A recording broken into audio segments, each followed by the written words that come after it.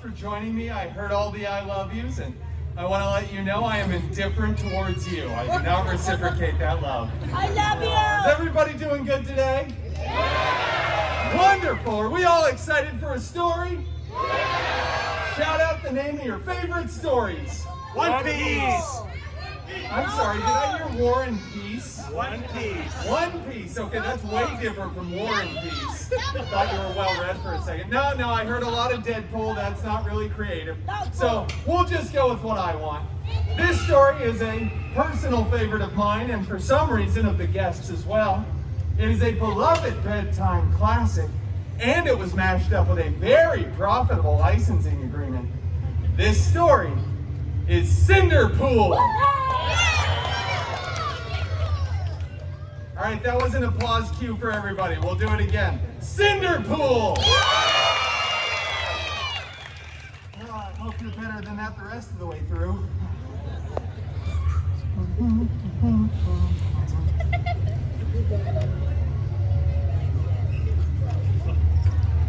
Once upon a time.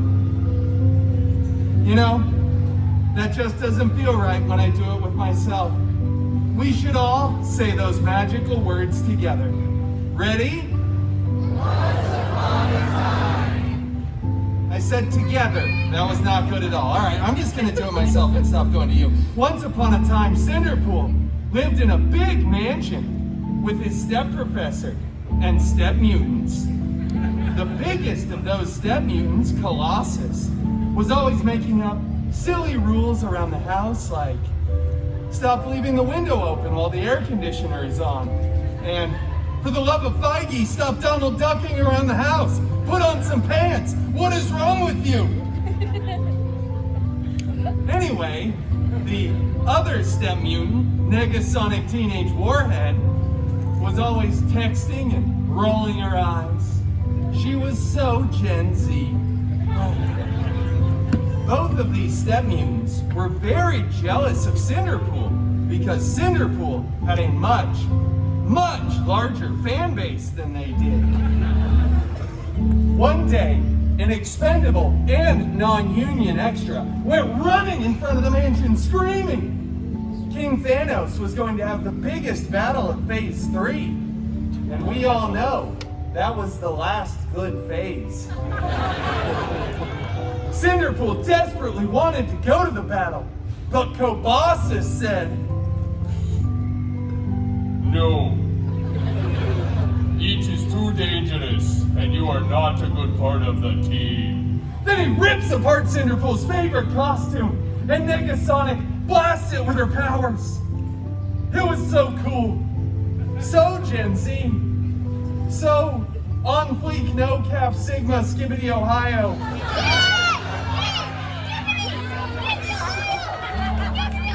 I feel like I offended some of the children with that one.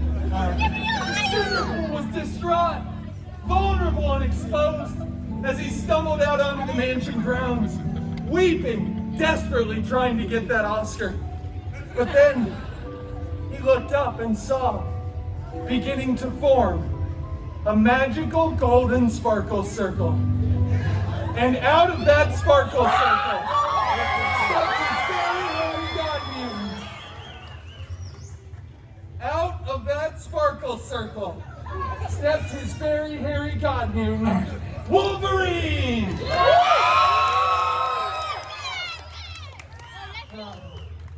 Oh, fairy god mutant Wolverine!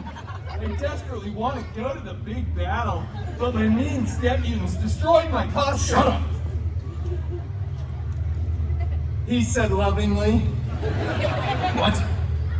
I'm telling the story, all right? I can't go to the battle without a costume. You're my fairy god mutant. Do something to a pumpkin with your wand.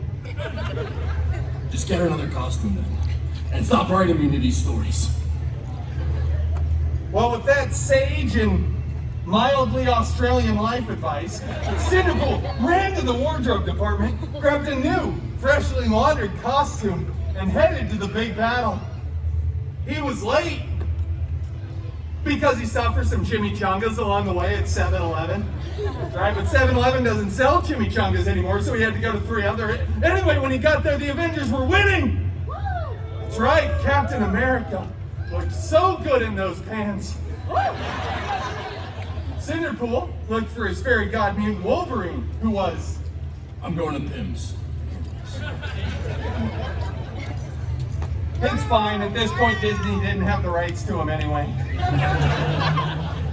Cinderpool surveyed the battlefield and saw on the stairs of the alien ship a single glove. He went over, picked that glove up, gave this child a high five. There you go, happy birthday. It's got the pin, I don't know that child.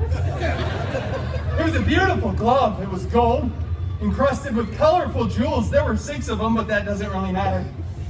Cinderpool said, I wonder who this fits, and put it on. After some buzzing, whirring, and clicking, it was a perfect fit.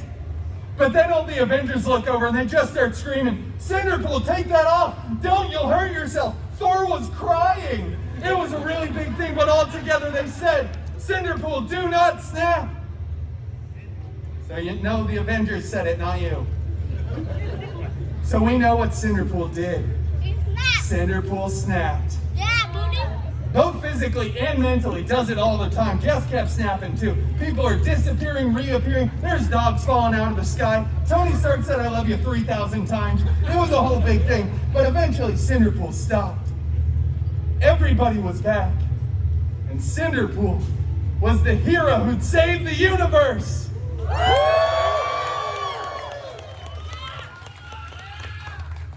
Then, all the Avengers tackle Cinderpool to the ground, rip the glove right off of his hand, blah, blah, blah. Years later, when they remake the film, they AI Tony Stark's head onto my beautiful body. And it goes on to become the most profitable film in the Feige universe, the FCU. But it's okay, because Cinderpool went on to start his own film franchise, which breaks box office records.